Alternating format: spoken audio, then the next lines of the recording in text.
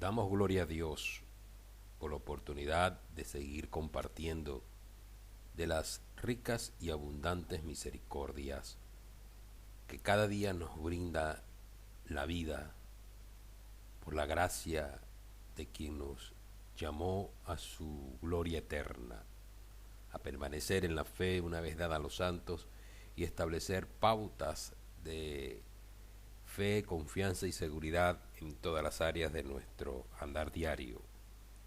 Estamos transitando por una serie de estudios que hemos venido desarrollando, los cuales, creo en lo personal, son de bendición para la Iglesia del Señor.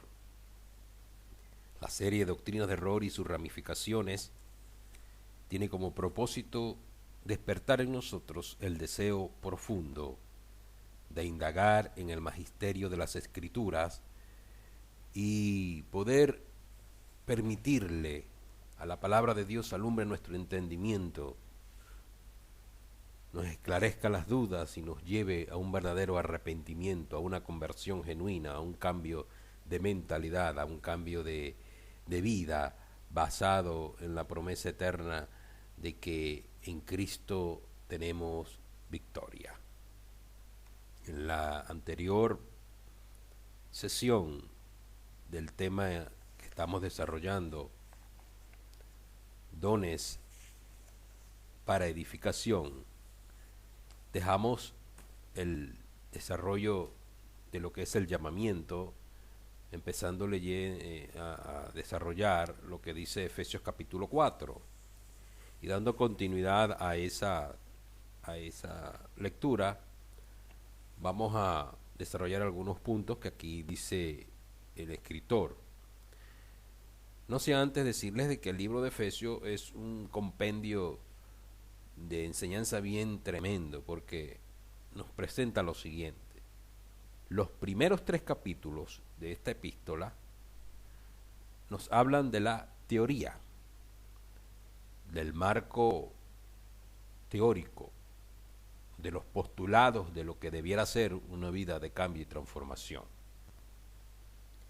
Los siguientes 3 capítulos, del 4 al 6, nos invitan de una manera bien categórica al cambio, a la práctica. En la lectura de esta carta encontramos el uso de verbos como, por ejemplo, del capítulo 4 el versículo al capítulo 6, donde se establece poner en práctica lo aprendido en los otros primeros 3 capítulos. El uso de los verbos que plantea aquí el escritor Pablo tiene mucha importancia. Por ejemplo, en el capítulo 4, versículo 22, 23 y 24, encontramos los siguientes verbos: despojaos, renovaos, vestidos. Y en el versículo 17, el apóstol en el capítulo 4, hace este énfasis: esto pues digo y requiero en el Señor, que ya no viváis como viven los gentiles, en la futibilidad de su mente. Capítulo 4, versículo 29 también dice: sino la que sea buena para la necesaria edificación, que comunique gracia a los oyentes. Versículo 30, y no contristéis al Espíritu Santo de Dios. Versículo 31, sea quitada de vosotros toda amargura y enojo e ira y grito, airado y maledicencia, junto con toda maldad. Versículo 32, sed bondadosos los unos con los otros, compasivos, perdonando los unos a los otros, como también Dios os perdonó en el Mesías. Capítulo 5, versículo 1, sed pues imitadores de Dios como hijos amados. Versículo 2, andad en amor, como el Mesías también nos amó. Versículo 6, nadie os engañe con palabras vanas, porque por medio de estas cosas viene la ira de Dios sobre los hijos de desobediencia. Entonces, en el capítulo en cuestión que estamos desarrollando, donde Pablo introduce brevemente dónde estaba. Ahí dimos una sinopsis breve en la sesión anterior de este tema, dones para edificación, de la serie que estamos desarrollando, Doctrina de Error y sus ramificaciones. Él dejó claro dónde estaba, qué estaba ocurriendo en su entorno, y fíjense cómo el versículo 1 nos hace una invitación. Yo pues, el prisionero del Señor, os exhorto que andéis como es digno del llamamiento con que fuisteis llamados. ¿Eh? Andar. Está dando un imperativo y nos está invitando a una acción, caminar. No nos quedemos en la teoría. Pongamos en práctica lo aprendido, lo que está haciendo alusión aquí el apóstol. Y entonces, hablándole a los efesios, como digo siempre, esto podemos extraer de aquí enseñanzas que podamos aplicar a nuestra realidad hoy, ya que la Biblia es un libro abierto para enseñarnos conducta, comportamiento, y al estudiar el lenguaje con el cual Pablo se refería y escribía, es una forma muy didáctica, muy catedrática, muy mostrada que nos motiva a la práctica. Entonces el apóstol aquí nos refiere muchos detalles hermosísimos que nos deben invitar pues al cambio y al llamado. Entonces dice el versículo 2: con toda humildad y mansedumbre, soportando con longanimidad unos a otros en amor, solícitos por guardar la unidad del Espíritu en el vínculo de la paz, un solo cuerpo y un solo espíritu, como también fuisteis llamados con una misma esperanza de vuestro llamamiento, un solo Señor, una sola fe, un solo bautismo, un solo Dios y Padre de todos, quien está sobre todos, a través de todos y en todos. Note lo que dice el versículo 3 al 6. Pablo hace una solicitud de guardar la unidad del Espíritu en el vínculo de la paz. Pablo está invitando al cuerpo verdadero de Cristo que se mantenga en unidad. No esta falsa unidad que pregona el ecumenismo. Eso es algo aberrante, es algo denigrante, algo paupérrimo, algo de lo más bajo que puede existir. Que personas de la misma denominación se fusionen con índole de un trasfondo que es bien oscuro y que tendría yo que hacer otro estudio para desarrollar lo que es el ecumenismo y sus consecuencias. Pero de base y de introducción yo tengo que decir, basado en lo que yo he estudiado, en lo que comprendo de la situación, que el ecumenismo no es el camino para unificar a la iglesia. Eso es una alternativa que está viciada con muchas cosas y que no tiene la connotación bíblica. Por eso hago la aclaratoria, porque la unidad de la cual yo estoy expresándome acá es la unidad que habla el apóstol Pablo, basada en el cuerpo, escuche bien, el cuerpo orgánico de Cristo. No el cuerpo institucional de dogma, de tradiciones, de concilios, de denominaciones, de movimientos, de sociedades. No, yo no estoy hablando de esa organización. Estoy hablando de el cuerpo orgánico de Cristo, la verdadera iglesia del Señor. Si alguien quiere saber cuál es la verdadera iglesia del Señor, lea las cartas de Pablo, lea los evangelios. No tiene que ir a lo que dijo el concilio tal en el año tal, o lo que dijo fulano porque es el representante, ¿cómo se llama?, oficial de una religión o movimiento. No, hermano. Si no está en base a la escritura, eso es pura letra y papel mojado. No tiene basamento en la escritura. Cuando quiera hacer una verdadera orientación a lo que es la verdadera fe, vaya y revise lo que dijo Pablo, porque Pablo se basó en las escrituras, en el verdadero pacto, en el verdadero convenio, en la verdadera realidad de la fe. Quien se salga de esos estamentos pues estará incurriendo en lo que él explica categóricamente en el capítulo 1, en una otra carta que escribió, capítulo 1, donde explica de las consecuencias de seguir otro evangelio. Entonces, yo no quiero ser sectario, yo no quiero ser un extremista más, como lo he repetido varias veces, de levantar una voz de protesta contra lo que está ocurriendo y convertirme en otro más, otro avasallador más, otro perseguidor de ideas de otros que no piensen como yo. No, no es mi interés ese ser un extremista de la fe, para nada.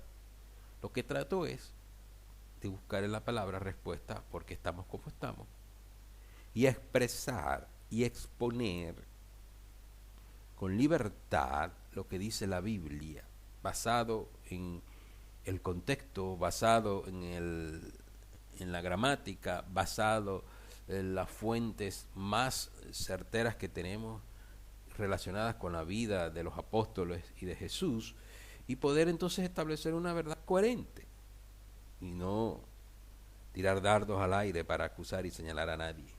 No es mi interés. Entonces, en este sentido, Pablo nos presenta que el vínculo de la paz, de la verdadera unidad del Espíritu, que en el cuerpo orgánico del Señor, se establece por las siguientes cosas: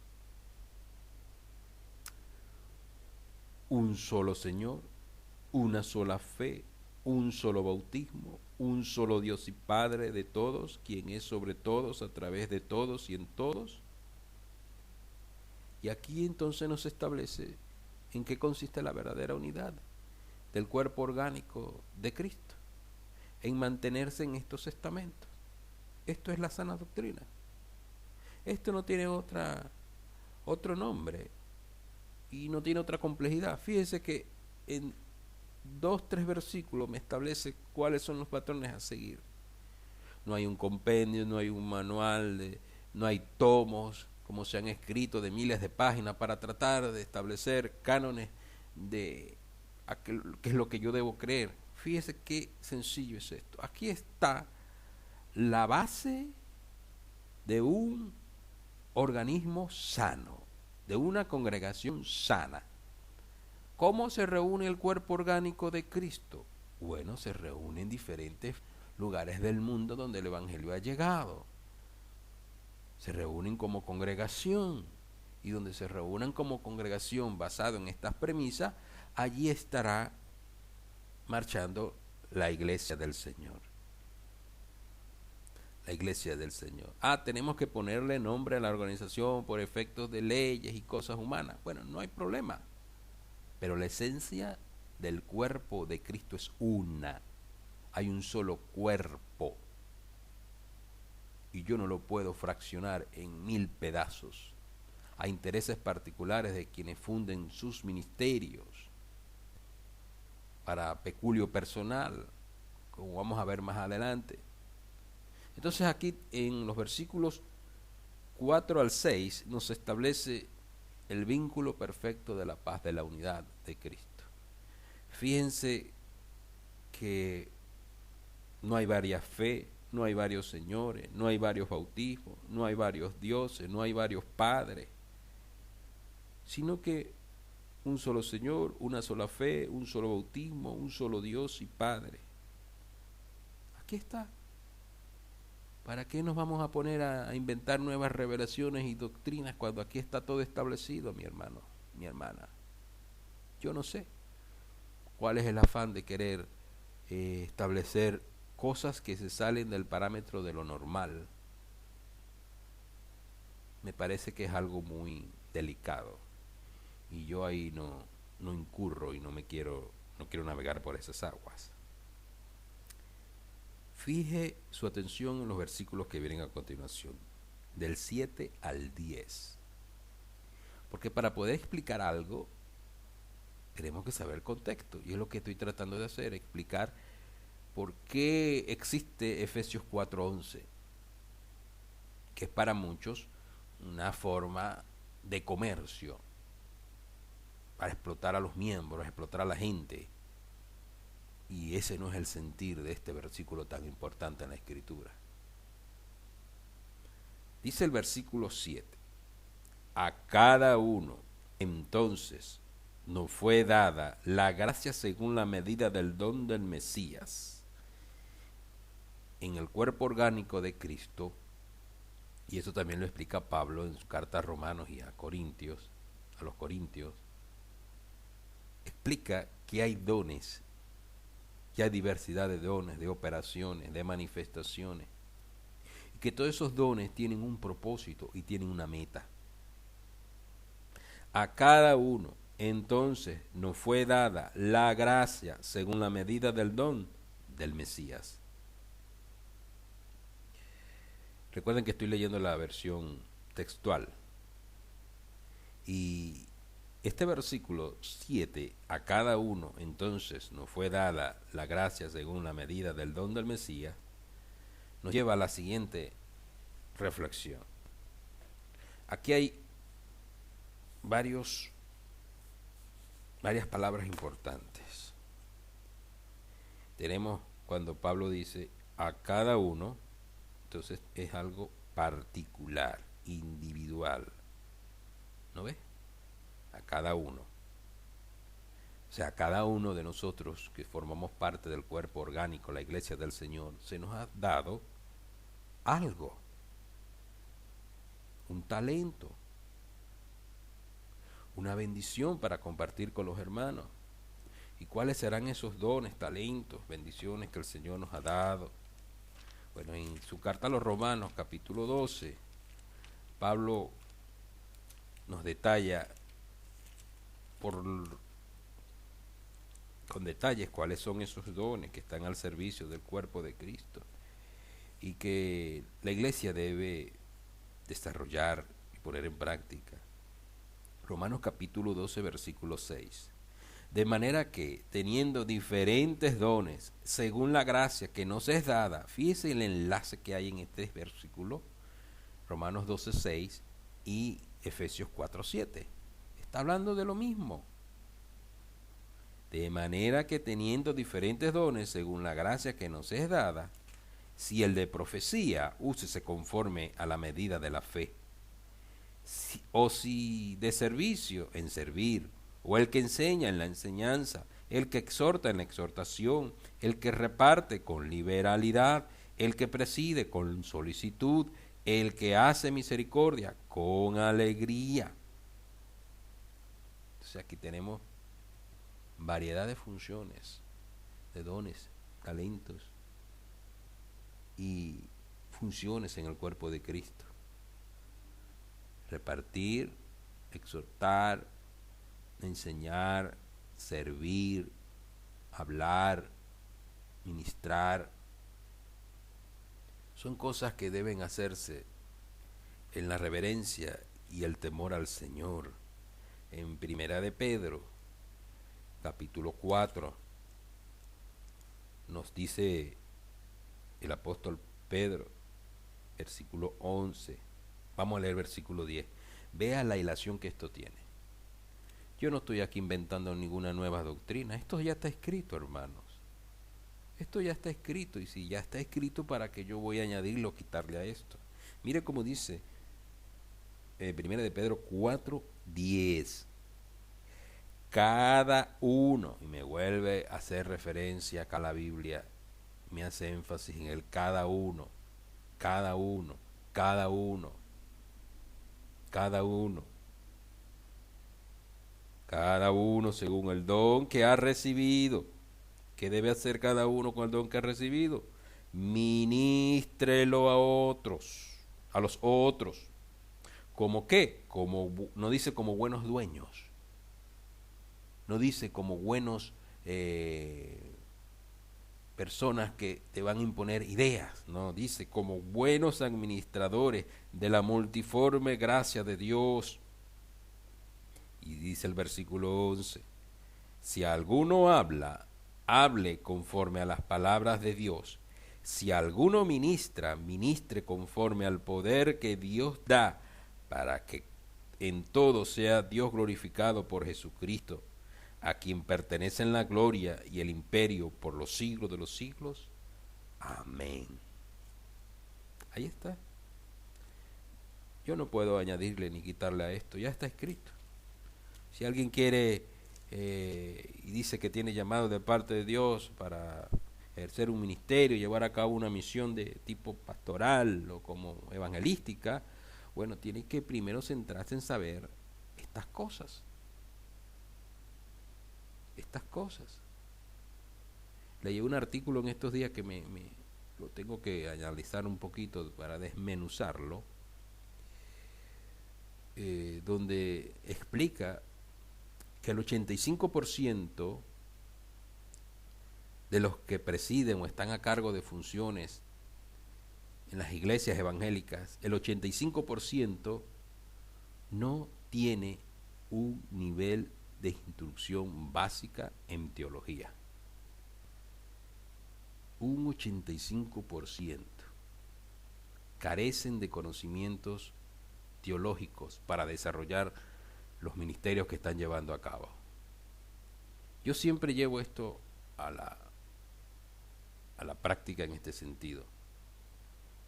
Yo no puedo someterme a una operación sabiendo que el que me va ¿cómo se llama?, a hacer la intervención quirúrgica es un mecánico o es un bombero.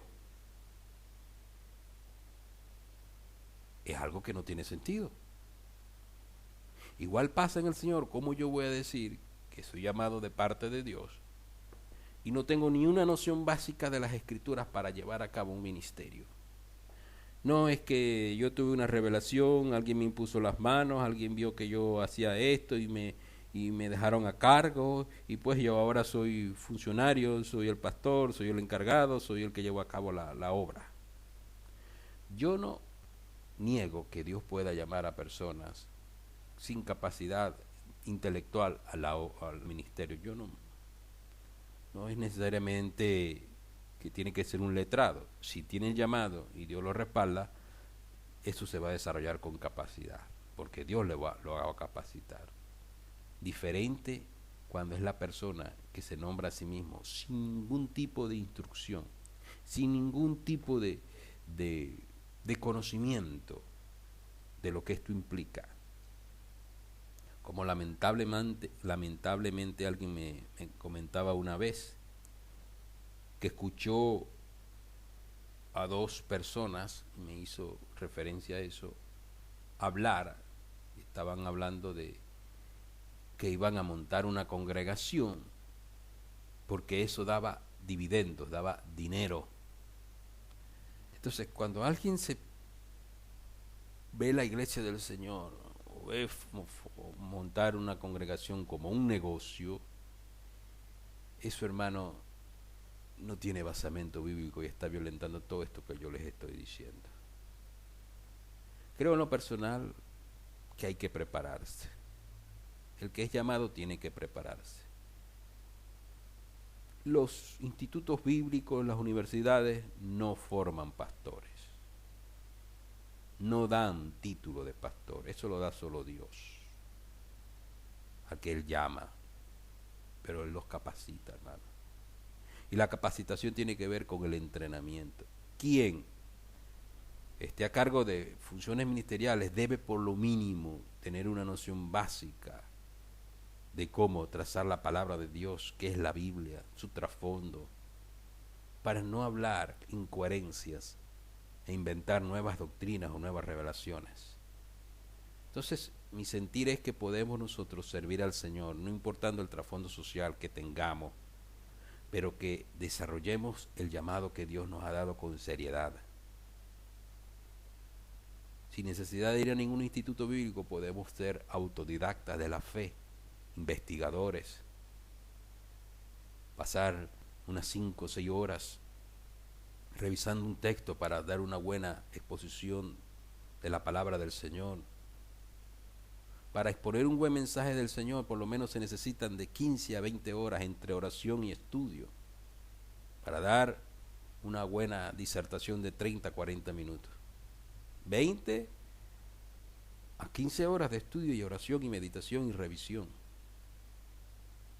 ¿Cómo es posible que en mensajes tan superficiales, que no tengan ni contenido, ni unción, ni trasfondo, ni sazón, ni sabor, sino mensajes huecos, repetición? Ahora los predicadores se han convertido en chistólogos, entretenedores de la gente.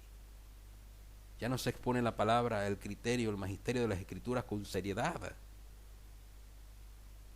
Se ha ido el desarrollo meticuloso de la Escritura, se ha apagado la fuente de inspiración que nos lleve a estudiar seriamente las Escrituras.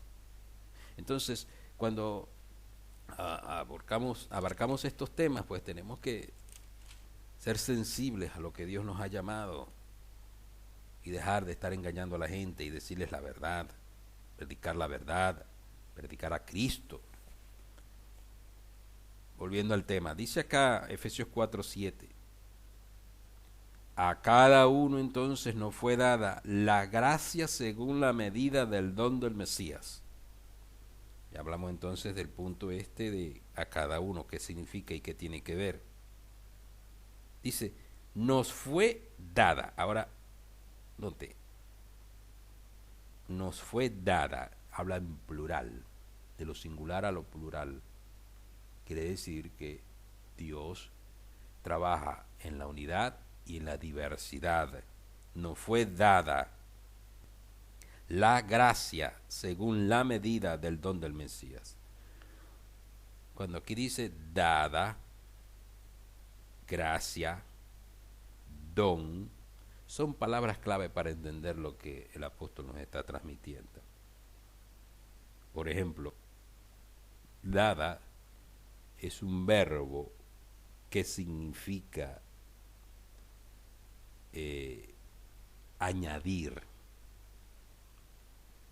Gracia significa favor que uno recibe. Y don significa regalo, presente. Un presente, un don libre. Un regalo en expresión de honor. Un regalo en expresión de honor. Enlaza el apóstol para hacer énfasis en lo que está queriendo transmitir en un hecho que ocurre en el Salmo 68, versículo 18, y lo enlaza con Efesios 4:8. Por lo cual dice, subiendo a lo alto, tomó cautiva la cautividad y dio dones a los hombres. Dio dones a los hombres. Vuelve a usar el verbo dio, que significa añadir, es decir, añadió dones a los hombres. Añadió dones a los hombres. Y aquí está haciendo alusión a el hecho triunfal cuando un rey ganaba la batalla y hacía pues la repartición entre sus soldados, y a él le quedaba el botín, le quedaba lo más que se despojó de aquellos enemigos, le quedaba y se repartía. En este sentido, el Señor Jesús, cuando muere y resucita, asciende a los cielos, y este es otro estudio que podemos desarrollar posteriormente. ¿Dónde estuvo Jesús los 3 días y las 3 noches que dice la Biblia cuando murió? ¿Dónde estuvo? ¿Qué pasó? ¿A dónde fue? Bueno, cuando habla aquí de llevando cautiva la cautividad, está hablando de los que estaban allí en el seno de Abraham Y los que estaban en el seno de Abraham, Él los llevó ahora a un lugar que se llama el paraíso. A eso es que hace referencia a esto. Y da a entender el apóstol que cuando el Señor Jesucristo asciende, añade dones a los hombres. Y usa la palabra dones. Dones es diferente a charismata, a charisma. Aquí dones viene de un término que significa domata. Domata.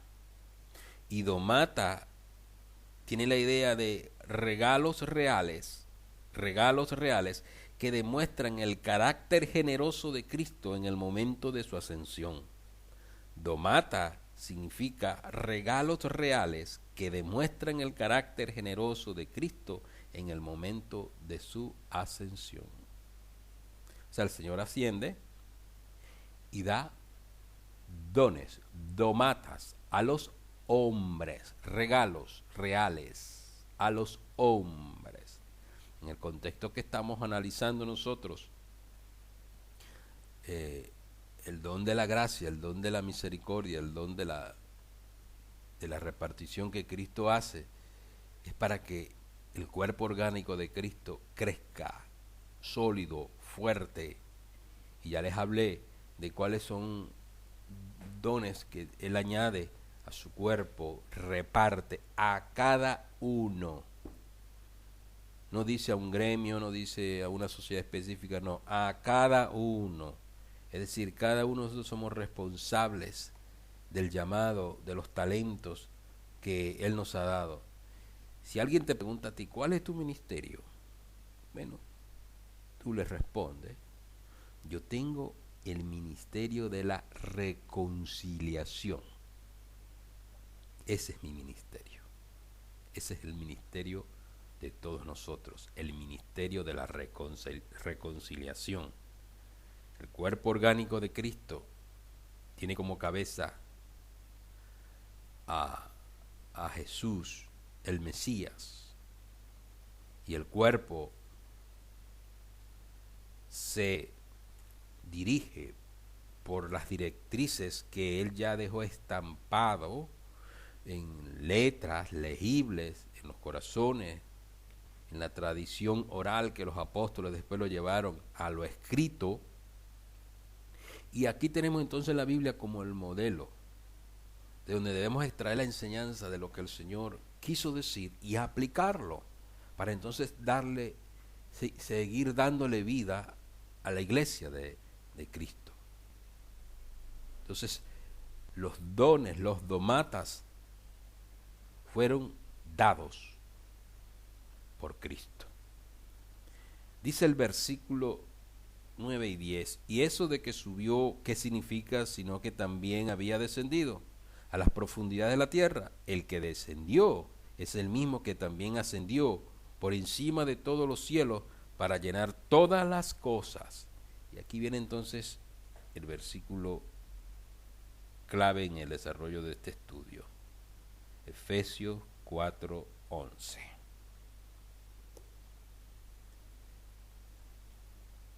Note que lo que está diciendo se une con la conjunción y. No podemos separar este versículo de lo que dice anteriormente. Y él mismo, y vuelve a usar el verbo dio. Él mismo dio unos apóstoles, otros profetas, otros evangelistas y otros pastores y ministros. Todos están en plural. Cuando dice acá apóstoles, profetas, evangelistas, pastores y maestros, están todos en plural. Y esto que se ha denominado como los dones ministeriales ha traído, desde mi punto de vista, tanto aciertos como errores a la hora de interpretar esto. ¿Por qué? porque se ha sacado de contexto estos ministerios y se ha querido enseñar que estos ministerios están por encima de todos los demás del cuerpo de Cristo, y que internamente hay una jerarquía. Por ejemplo, el apóstol es mayor que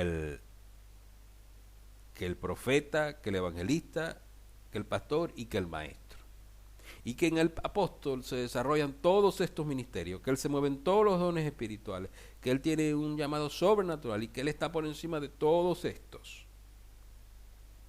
Grave error.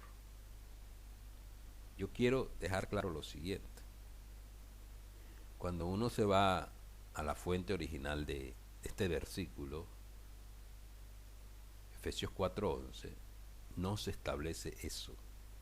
Y no es de eso lo que está hablando Pablo, porque entonces se está contradiciendo.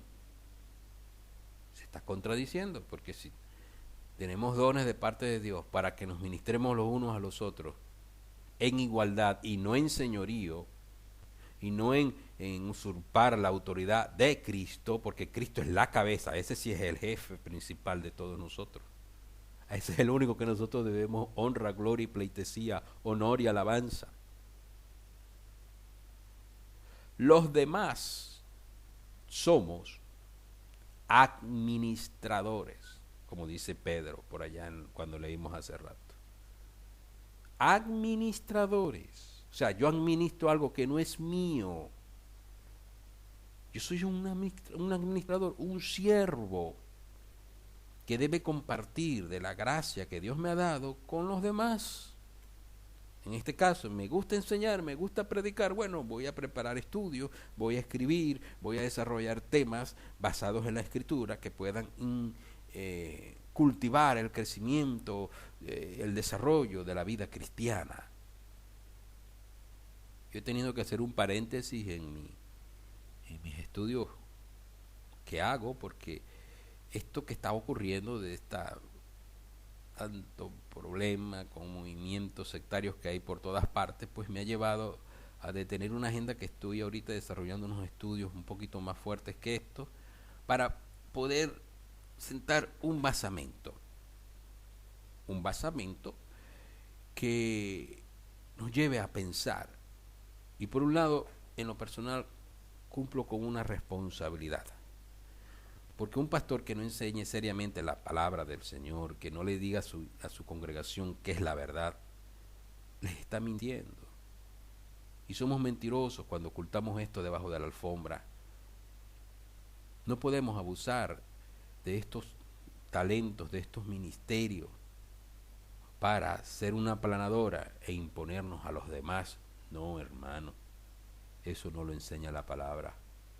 Y por eso hago este paréntesis para decir, por favor, seamos serios a la hora de explicar las Escrituras. Si no entendemos algo, busquemos a alguien que sepa y nos ayude. Seamos humildes en reconocer hasta dónde es mi limitante, pero no estemos dirigiendo congregaciones basado en premisas de emociones, basado en premisas de supuestas revelaciones que tuve o que alguien me dijo, que alguien me profetizó. No, hermanos, no bases tu ministerio, el desarrollo de lo que tú dices tener de parte de Dios en supuestos humanos, en sentimientos o en imitar a otros. Sé genuino, sé auténtico y te darás cuenta que el magisterio de las Escrituras es un ministerio hermosísimo, donde se puede explorar con otras personas tesoros hermosos que hay en la palabra del Señor, y descubriremos un mar y un océano de conocimiento y de ciencia en el entendimiento.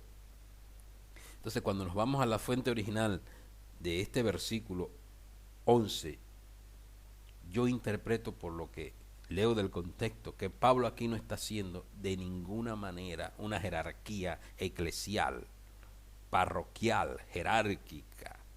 Aquí eso no cabe. Y quien quiera forzar estos versículos para hacer una jerarquía, llámese como se llame, está cometiendo una grave y un error exegético terrible. Por eso yo, con el deseo más humilde de mi corazón, no de ser tan bien, como decía hace rato, parte del problema, sino aportar una humilde solución. Cuando me voy a las fuentes de este versículo y me encuentro con la gramática, me encuentro con la estructura gramatical del versículo, les tengo que decir dos cosas. Número uno, el verbo dio que aparece acá, que ya les he dicho que significa añadir, dio, está en, el verbo está en aoristo, de modo indicativo. ¿Cómo se come esto y qué significa esto? Bueno, el aoristo es un término filológico derivado originalmente del estudio del indoeuropeo que hace referencia a formas verbales de varios idiomas que no necesariamente están relacionados o con significados similares. Entonces el aoristo, cuando un verbo en griego está en tiempo aoristo, tiene que ver con un momento, tiene que ver con un tiempo donde el que está leyendo, el que está estudiando la palabra, según el contexto, le va a dar el significado. Esa es la regla. Entonces el aoristo puede estar en tiempo pasado, tiempo continuo o tiempo futuro. Cuando un verbo aoristo está acompañado con el modo indicativo, el indicativo es la forma usual para hablar de hechos reales o hechos que se tienen por formas ciertas. Entonces, el modo indicativo me habla de un hecho real. Y cuando el verbo está en aoristo indicativo, lo que está esto es haciendo un énfasis en que lo que ahí se dice es un hecho real que, de acuerdo al contexto del tiempo del verbo, se puede determinar si fue pasado, presente continuo o futuro. En este sentido, el hecho que aquí se nos narra está en tiempo pasado. Dio. ¿Cuándo ocurrió esto? Bueno, lee el contexto. Dio dones a los hombres en el momento de la ascensión. Y si los dio, la pregunta es, ¿estarán vigentes hoy en día? ¿Estarán vigentes hoy en día estos dones y ministerios si ya el Señor los dio? Bueno, ahí es cuando entra lo que les vengo diciendo de el análisis del contexto. Están activos de acuerdo al contexto y tienen una función específica de acuerdo al contexto. Cuando nosotros revisamos, por ejemplo, en las escrituras, el desarrollo de estos ministerios, no podemos objetar que son reales, porque, por ejemplo, apóstol aparece 78 veces en el Nuevo Testamento, profetas aparece 143 veces, evangelista aparece 3 veces, pastores aparece 17 veces, maestro 57 veces. Por un cálculo matemático así, de análisis, no podemos llegar a esta conclusión. Fíjese que profeta aparece 143 veces en comparación de apóstol 78. Entonces, por cantidad de veces nombrado, por omisión uno debe decir, cónchale, este me parece que es el más importante de todos los ministerios, el profeta. ¿Y por qué entonces nos venden la idea de que el apóstol es más grande que todos los otros ministerios? Estoy aquí haciendo una simple relación de números. Pero aquí, como aquí no depende de mención o de cantidad, porque ya les he hecho referencia que son ministerios de, si lo vamos a explicarlo así, de rango, o son del mismo rango, pues, para decirlo más explícitamente. Es mi conclusión. Estos ministerios son del mismo rango. Ni uno es mayor que el otro y el otro es menor que el otro. Quien quiera venir a vendernos la idea de que el apóstol está por encima de todos los demás ministerios, ese no ha leído la gramática, no ha leído el contexto, no tiene idea de lo que está hablando. Por eso digo que es serio hablar de estos temas y no es una cuestión que yo me invento. Vaya y revise lo que le estoy diciendo si es verdad o es mentira. Entonces, en el próximo segmento estaremos desarrollando cada uno de estos ministerios, como se denominan, como los conocemos: apóstol, profeta, evangelista, pastor y maestro. Y el punto sería, ¿tienen vigencia hoy o no? Si ya fueron dados una vez, ¿tendrán vigencia hoy? ¿Cuál es la implicación? ¿Cuál es la aplicación? Bueno, no se pierda el próximo programa, que ahí estaremos tratando este tema, basado siempre respetando la ley del contexto, en cuanto a la historia, en cuanto a la gramática, en cuanto a los hechos, a quién se dirigía, por ejemplo, esta carta, a quién estaba dirigiendo Pablo, porque de esa manera es que vamos a poder nosotros desmitificar las cosas y llamar las cosas por su nombre, y no estar ya yendo por cualquier viento de doctrina. Bueno, entonces en la próxima entrega estaremos desarrollando Efesios capítulo 4, versículo 11. Espero que estos estudios te estén ayudando, sean de bendición, y que juntos podamos crecer y compartir la palabra de Dios y la fe una vez dada a los santos. Por tu atención, muchas gracias y hasta una próxima entrega. Dios te bendiga. Amén.